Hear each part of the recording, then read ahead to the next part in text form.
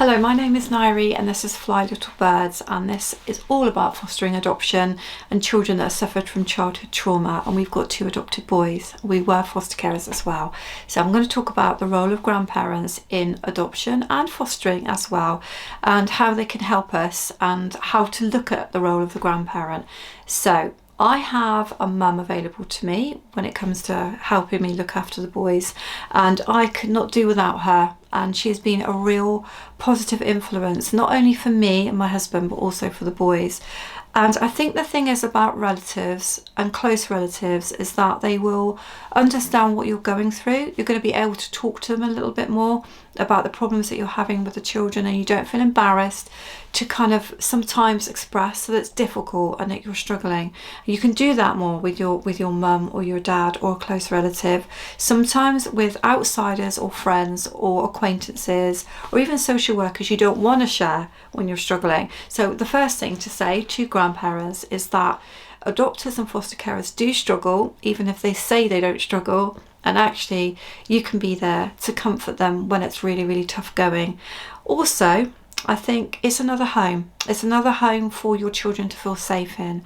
So when you first have a foster placement or you first have adoptive children in, you find that you are putting a lot of forward work into building an attachment and making sure that the child is settled, and it's very, very tiring.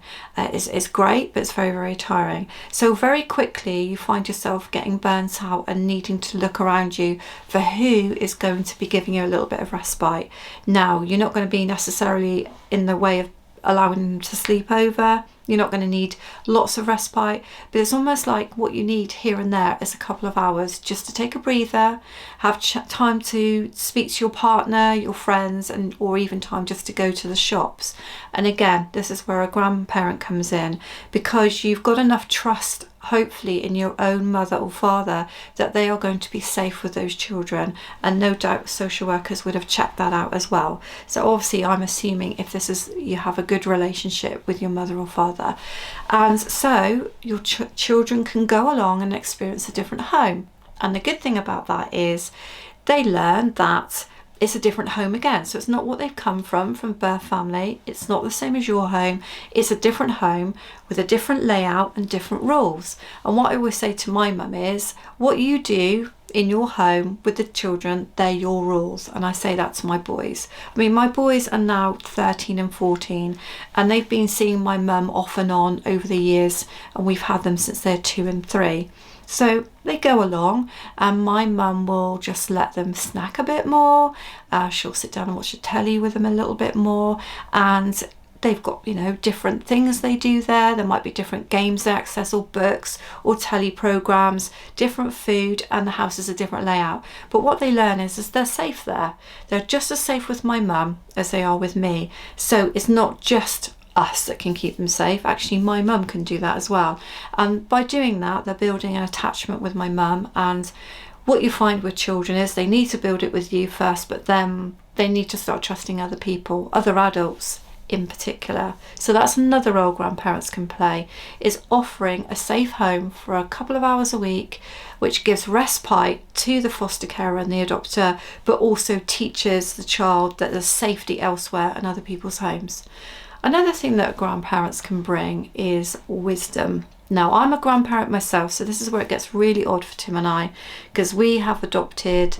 We could have, in theory, I suppose, had the boys by birth, just about, but we've also got grandchildren as well. Now, grandparents have lived through a lot more, they've seen more, and they've seen generational changes come and go. So they stabilise things a little bit. When you're feeling really uptight, maybe something's happened at school, maybe your child's done something that's really upset you, or there's changes in the world that you're not coping with very well, then a grandparent will calm the situation down, because they remember when it used to be worse, but it's got better, or there's been change, but it's come back round again, or they remember when you were a little pickle at school and you didn't do very well on this and that, or you were the bully, or you were the one being bullied, and actually now you're an adult and they don't worry about you so much anymore. They've got the experience of time. And I think sometimes when you've got children that have got lots of childhood trauma, then experience that secondary trauma. You experience going through things with the child, and it can drag you into that world, and you fail to see things from a balanced perspective anymore. And a grandparent can bring you back and tell you it's going to be okay. Now, I know it's not always okay, but they can put things in perspective for you and help you to feel more positive about yourself as a parent and about the child, and bring things back to a kind of equilibrium, like a balance, social balance again. Another thing a grandparent can do is to teach your children respect for older people, and something in a way that I think many of us in the Western world have lost, and that is the ability to understand that extended family is very valuable. In the UK, we live very much in nuclear families, which means that we very much are self-sufficient in our little bubble of that family unit. We don't tend to call on friends as much, relatives as much. We don't tend to look at extended family as the village that's going to help us raise our children, which in my book is a real loss. I think it's a real loss, something that we've fallen out of and I wish we could fall back into again.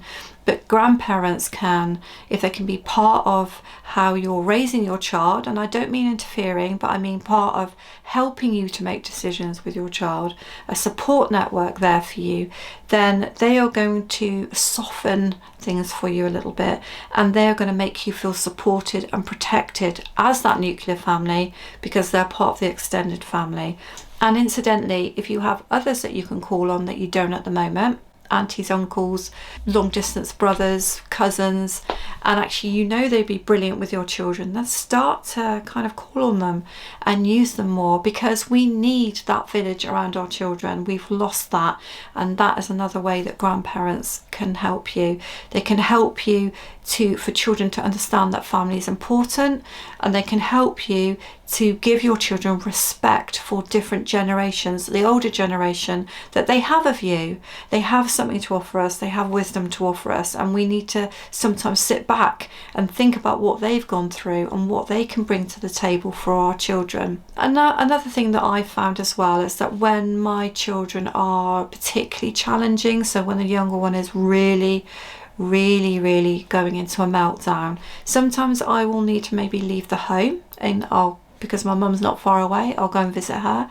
But sometimes the other way around, in a way, it's quite handy that there's another home for that child to go to as well if they need to calm down. So kind of a backup plan when things are very challenging. Now, it may be that with an older parent or a grandparent that isn't really going to work very well, but I suggest then thinking about who you could do that with, because I do really feel that is very useful if you have a child that's quite aggressive and violent. Sometimes when they're in front of other people, they stop doing it. If you have a change of house, so you go and pop down to see that relative with that child, they may not want to act out so much in front of that relative, and that might be a way of calming the situation down. So I hope that helps you to think of a few ways that you can use grandparents or other relatives, and I hope that you will subscribe to Fly Little Birds if you're interested in fostering adoption or childhood trauma. Thank you.